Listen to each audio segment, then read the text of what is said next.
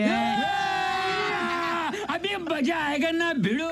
तो अभी तक आपने राइट एंगल और एक्यूट एंगल का देखा, तो उसके बाद हम बता रहे हैं ऑब्टयूस एंगल, जिसका एक एंगल 90 डिग्री ज़्यादा रहता है। तो उसमें दोनों एंगल के सर्कल ऑफ सर्कमफ्रेंस अंदर में थे, लेकिन एक्यूट एंगल का बाहर। तो ये एक राइट एंगल है 90 डिग्री, इसे 3 परपेंडिकुलर लाइंस काट रहे हैं और यहाँ पे हम देख सकते हैं कि इसे जो 3 लाइन काट रहे हैं तो वो एक पॉइंट पे कट रहे हैं और वो है ये, और इसे कहते हैं सर्कम। आज हम परपेंडिकुलर बाइसेक्टर्स के बारे में जानने वाले हैं। तो ये एक एक्यूट एंगल ट्रायंगल है जिसमें हमको 3 परपेंडिकुलर बाइसेक्टर्स दिख रहे हैं। आज हम ये पढ़ेंगे कि हमको मोबाइल टावर लगाना है। मोबाइल टावर लगाना है और 3 गांव हैं।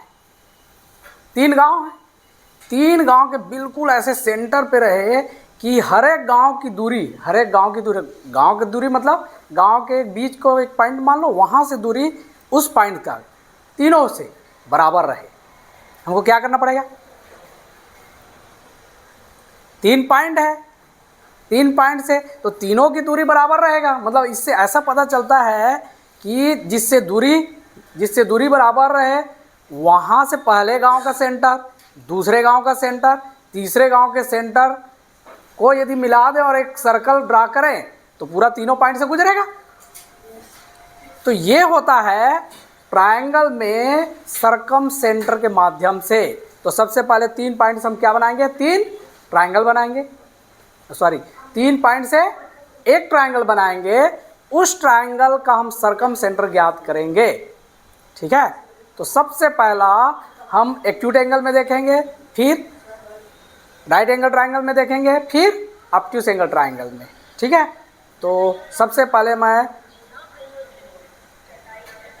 एक्यूट एंगल ट्रायंगल के लिए दीक्षा दिवाकर को यहाँ पे बुलाता हूँ।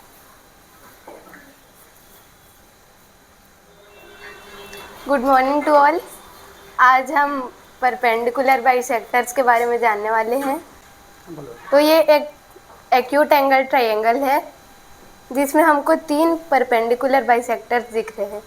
इसके बीच का जो है वो है सर्कम सेंटर, और इससे हम ये देखते हैं कि ट्रायंगल के बाहर सर्कल बना सकते हैं और ट्रायंगल इक्वल है या नहीं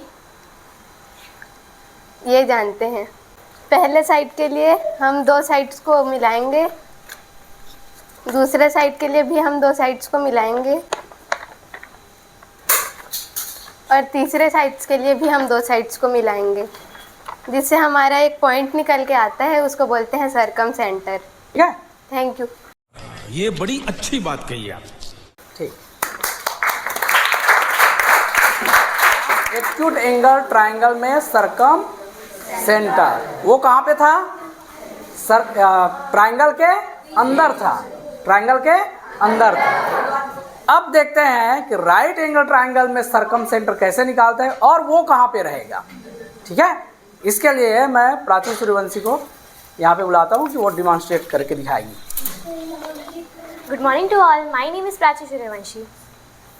अब हम देखते हैं कि राइट एंगल में सर्कम सेंटर कहाँ है। तो ठीक है, तो ये एक राइट एंगल है 90 डिग्री, इसे 3 परपेंडिकुलर लाइंस काट रहे हैं और यहाँ पे हम देख सकते हैं कि इसे जो 3 लाइन काट रहे हैं तो वो एक पॉइंट पे कट रहे हैं और वो है ये, और इसे कहते हैं सर्कम सेक्टर। तो पहला लाइन में पाने के लिए ए को बी से मिलाना पड़ेगा। ये तो यहाँ पे हमें एक लाइन मिल जाएगा, ये होगा हमारा फर्स्ट परपेंडिकुलर लाइन, और अब हमें सेकंड वाला चाहिए होगा तो हम सी से बी को मिला देंगे ऐसे। तो हमें एक और लाइन मिल जाएगा परपेंडिकुलर, और अब हमें थर्ड लाइन जो चाहिए होगा उसके लिए हमें ए को सी से मिलाना होगा इस प्रकार।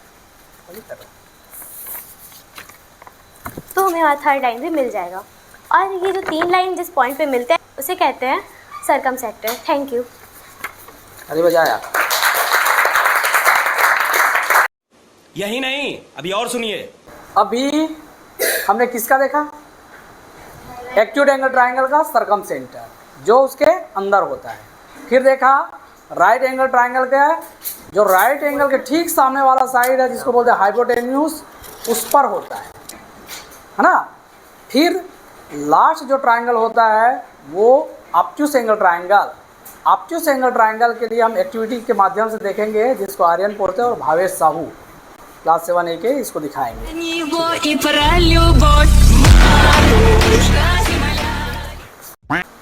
तो अभी तक आपने राइट एंगल और एक्यूट एंगल का देखा, तो उसके बाद हम बता रहे हैं ऑब्ट्यूस एंगल, जिसका एक एंगल 90 डिग्री ज़्यादा रहता है। तो उसमें दोनों एंगल के सर्कल ऑफ सर्कमफ्रेंस अंदर में थे, लेकिन एक्यूट एंगल का बाहर रहेगा। जैसे कि आप इसमें देख सकते हैं कि हर किसी का हमने जब एक परपेंडिकुलर बाइसेक्टर निकाला, उसका हर एंगल की लाइन बाहर जा रही है। उसी प्रकार देख सकते हैं आप, इसमें भी जा रहा है और इसमें भी, तो इनका जो सर्कमफ्रेंस है वो बाहर रहेगा। तो इसी प्रकार मैंने इसमें दिखा दिया कि इसमें आप इसका जो सेंटर है उसको यहाँ देख सकते हैं। तो दोनों एंगल की तरह इसका एंगल दोनों से अलग रहेगा। इनका जो सर्कल है, तो हम इसमें से जो सर्कल बनाएंगे वो इन तीनों वर्टेक्स को टच करके सर्कल बनेगा। तो ये था ऑब्ट्यूस एंगल का। क्या बात है सर, क्या बात है सर, क्या बात, ये बात है। तो रुको जरा, सब्र करो।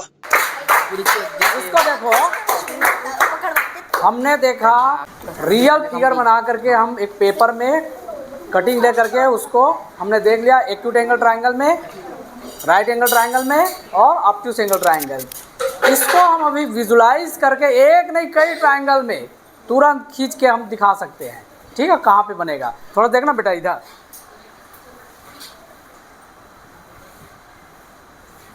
सबसे पहले देखो, हम पॉइंट लेते हैं, 3 पॉइंट लेते हैं, point A, point B, point C. हो गया, 3 पॉइंट है। ए बी सी दिख रहा है ना, 3 पॉइंट ए बी सी, ये दिख रहा है ना ये। अब इसमें देखो एक ट्रायंगल बना देते हैं। बन गया ट्रायंगल, ट्रायंगल बना ना। फिर देखो इसका हम तीनों का क्या निकालेंगे, परपेंडिकुलर बाइसेक्टर निकालेंगे, जैसे आप कर रहे थे ना। ये पहला परपेंडिकुलर बाइसेक्टर निकला, फिर देखो दूसरा परपेंडिकुलर बाइसेक्टर निकला दूसरे साइड का। ये परपेंडिकुलर बाइसेक्टर है किसका, BC का। किसका है, फिर वो किसका है, AC का। और फिर ये किसका है, ये AB का। ठीक है, और ये इंटरसेक्टिंग पॉइंट ये निकला है ना, ये इंटरसेक्टिंग पॉइंट देख लो, ये इंटरसेक्टिंग पॉइंट D हुआ, तीनों एक ही पॉइंट पे मिला।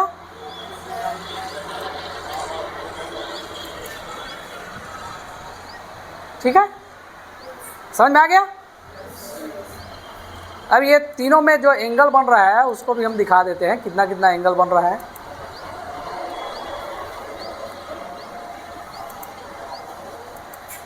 ये देखो यहाँ पे 33 डिग्री, यहाँ पे 57.03, 89.97 ट्रायंगल का। तीनों का सम कितना होगा, 180 होगा। ये तीनों एक ही पॉइंट पे मिल रहा है, इसको बोलते हैं पॉइंट ऑफ कॉन्करेंट, संगम बिंदु। जैसे वो प्रयागराज में संगम है ना, वैसे ही 3 नदी है ना, गंगा यमुना सरस्वती, वैसे ही ये गंगा यमुना सरस्वती की तरह एक पॉइंट पे मिल गया, इसलिए ये संगम बिंदु कहलाता है, पॉइंट ऑफ कॉन्करेंट। और इससे इस वर्टेक्स ए का, वर्टेक्स बी का और वर्टेक्स सी का ये दूरी हमेशा समान होता है। क्यों समान होता है, क्योंकि यहाँ से D से D, D से C और D से A को मिला करके हम सर्कल खींचते हैं, तो तीनों पॉइंट से गुजर रहा है, तो तीनों पॉइंट से गुजर रहे हैं मतलब दूरी समान है। ठीक है, तो अब देखते हैं, यहाँ पे देखना, अभी ये कौन सा ट्रायंगल में है, एक्यूट एंगल ट्रायंगल है, तीनों एंगल 90 डिग्री से कम है। अब देखो मैं इसको, अभी अब क्या हो गया देखो, थोड़ा देखना बेटा, एक्यूट एंगल है तो कहाँ पे है, अंदर में है। अब इसको मैं थोड़ा सा बढ़ाता हूँ, कोई भी एक एंगल, वो 80 ऊपर वाला देखो बढ़ रहा है ना, ये देखो वो 90 पॉइंट, थोड़ा सा पॉइंट में वो दिख रहा है। इधर मैं 90 में एग्जैक्ट वाला बना के रखा हूँ, देखो यहाँ पे देखना ना, ये 90 वाला एग्जैक्ट बन के तैयार है। ये देखो यहाँ से B से D की दूरी कितना है, 6.51। ए से डी की दूरी कितना है 6.51 और सी से इसकी दूरी कितनी है 6.51, समान है ना।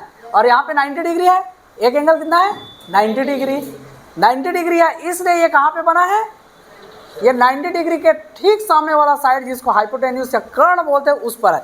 जैसे ही ये चेंज होगा, यदि तीनों एंगल 90 डिग्री से कम हुआ तो यही संगमन बिंदु पॉइंट ऑफ कॉन्करेंट जिसको सरकम सेंटर बोलते हैं वो अंदर आ जाएगा। कोई भी एक एंगल बाहर होगा तो वो ये ट्राइंगल से बाहर हो जाएगा। थोड़ा देखना इसको, किसी को भी मैं चेंज कर सकता हूँ, ए को चेंज करूँ, बी को, सी को, किसी को भी चेंज कर ले। जैसे 90 डिग्री है ना, मतलब राइट एंगल है, अभी देखो चेंज करते हैं, सभी एंगल क्या हो गया, कम हो गया ना।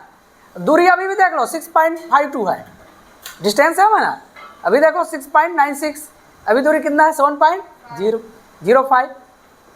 अब देखना एक एंगल जैसे ही बाहर जा रहा है, मतलब देखो बाहर जा रहा है वो पॉइंट ना, मतलब ट्राइंगल में कोई भी एक एंगल 90 डिग्री से ज़्यादा है, अंदर आ रहा है मतलब 90 डिग्री से कम है। ऐसा नहीं है कि ये बी से ऐसा फिक्स करके बैठे हैं। देखो समझ में आ रही बात, ये देखो जैसे ही एक एंगल, वो देखो एंगल सी, देखो एंगल सी अभी 90 डिग्री से ज़्यादा है इसलिए बाहर चला गया है। जो एंगल 90 डिग्री से बड़ा हो रहा है उसके बाहर, उसके ठीक सामने जो साइड है उसके बाहर जाएगा। देख लिया ना, समझ में आ रही बात।